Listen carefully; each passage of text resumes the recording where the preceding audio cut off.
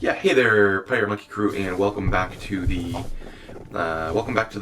next part of this tutorial, where we are going to be weathering this leather jacket. Now, I know it's kind of an interesting situation because this is a very nice and kind of smooth leather jacket, and what I'm wanting to show you guys is kind of how I go about distressing leather, and then also how essentially how I am going to research it and look at things, and kind of what my process is like for that specifically. So let's go ahead and take a look at some images here.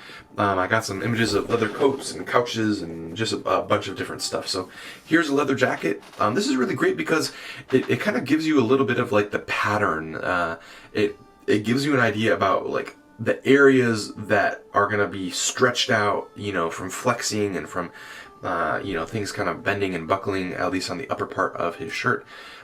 Here's a really nice up-close image, and even though this is a different color, it just gives us an idea about the patterning and how leather breaks and falls apart and gets worn out. This is a little bit of a better image, very similar to the leather coat, but it's kind of showing us a little bit more of like these arms, and also kind of like the lower parts. So again, just giving us good ideas about colors and all that kind of stuff as well. Another close-up here. This is a more intricate, close-up pattern. Sometimes we can actually use this to and blow it up, because small patterns tend to repeat themselves in larger fashion. It's kind of that idea of fractal, where you have smaller things that turn into larger things as you get in closer, and it repeats itself over and over and over again. This is a couch. I just thought this was interesting just because it shows how, if somebody is sitting, or if it's something that's grazed or kind of walked on or even leaned back on, we're just getting different texture and different scope of it. It's also nice to have it where we're a little bit further away. And then this is a final one. This one, I really like this one because it has some staining. And it's also just kind of showing how the leather tends to break apart more where the stitching is at, where it's stitched together. So with all that being said, and just kind of in showing you guys the reference that I'm using, we will go ahead and start to work on this guy now. Okay, so I have a variety of colors here, and I just want to show these to you before we get started. So we're going to be using quite a few scale 75 colors just because they are very, very good at this.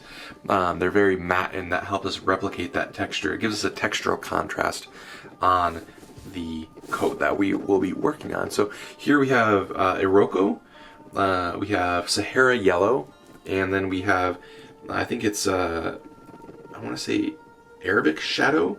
From what I'm seeing, these bottles are getting really old. So, and then also we have Mars Orange, and this is something that we're going to be mixing into these guys. We also have some Vallejo paints that we may potentially mix in and use, just to give us a little bit more variety. So we have Khaki here, and these are all Vallejo model colors. We have English Uniform, and then we also have Flat Earth. Now, what we're going to do essentially to begin is we are going to use some of our darker colors, and we're going to really thin them down, and we are going to start to map out kind of where we want these colors to go. And I'm going to put some black down here just so that we can darken this up and desaturate this. A lot of these colors are already very desaturated, but we just want to make sure that we are using all the tools that we have. Now I'm putting down the two darker colors that we have in these two sets, which are Flat Earth and the Arabic Shadow. And then here is our figure.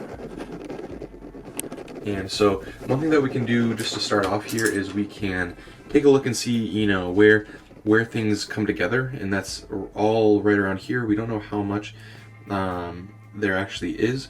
The fringes down here, they're going to get a lot of wear. They're going to have a lot of stuff. Probably right around here because he sits, and that's going to get stretched out. Of course, along the shoulders up here, we'll probably have some, and the elbows are another really great area. Anywhere as well where there's really just some edges or some areas where there's going to be a lot of friction or high friction. you know, all the way up in through here, and even then around the belt, because the belt is going to be sliding up and down. The belt is really what's holding the coat in place, and so it's just something that we need to be aware of, just be thinking of. So what I'm going to do here to start off is I'm going to take a little bit of black and a little bit of flat earth, and we are going to thin this down quite a bit. Testing it on my thumb. We can also use from our great friends over at Mojo. That's Ben Comets and Matt Sextrus's company. You can pick up these really fantastic cards, and we can actually test the dilution here. And we're kind of going for like a medium to light glaze, and we're definitely in that medium range. We could actually do to thin it maybe just a touch more. The nice thing too with these is that if you just want to use one card for a while, you can just wipe the paint off, especially if it's thin enough. And then we can test it again.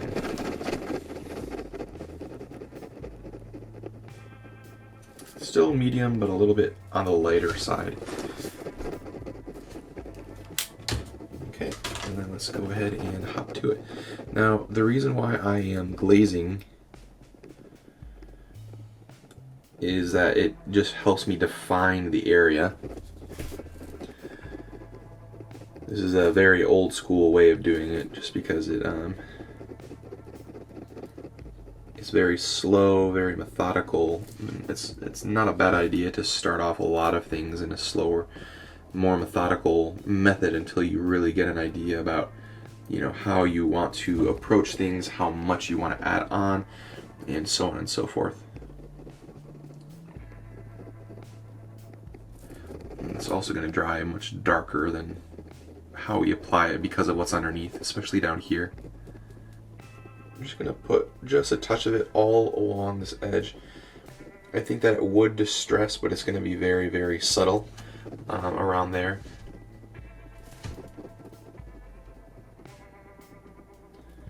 And don't worry, you know, if you push it up into these cracks and it kind of feels funny, we're going to come back in when we start doing base coats for the belt.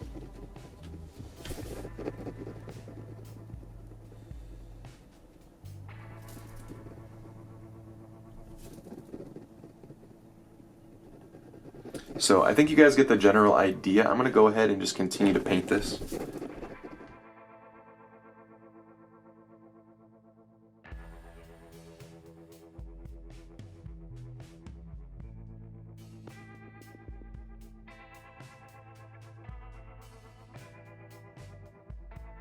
So some of these parts, like especially around here, are going to require more passes than some of these areas up here, and that's kind of to be expected just because it's much darker. We're going to have to reinforce it a little bit more.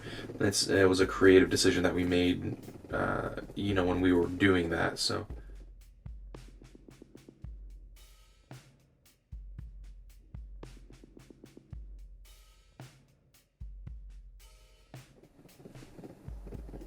Can probably do the majority of this just with flat earth.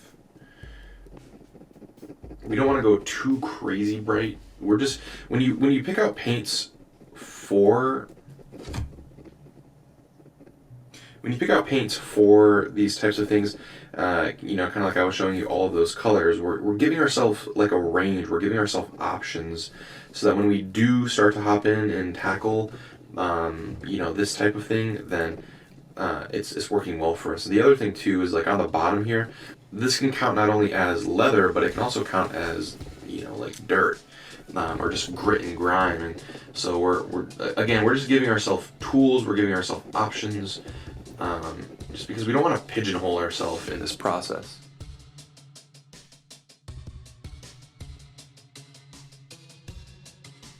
If you mix another batch, this batch feels a little bit darker. That's okay. We can always adjust it if we feel like it. Don't be too finicky though. I find that just kind of getting it there is just as important as just adding it. The nuance helps you again.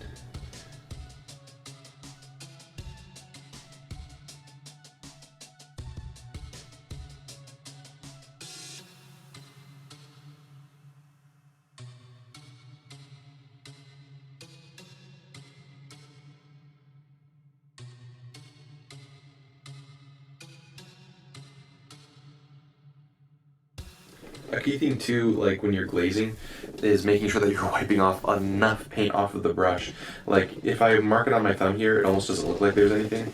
If I mark it here though, on the block, you can see that there's still moisture, and that means that there's still pigment. So now we're going to use a little bit of pure flat earth before we really start in and start to do the texturing and so on and so forth. Again, thinning this down quite a bit. We can take our card here. We want to make sure that we're wiping off a good bit here before we actually do test it. And very nice and thin. That's fantastic. The brighter that we go to, it's always a little bit better just to make sure that you're thin enough, just because it's gonna help you. We can actually start to loosen up the brush stroke here. We can even get like a little bit more of a rough brush, because we're gonna start to come in and start to create this noise.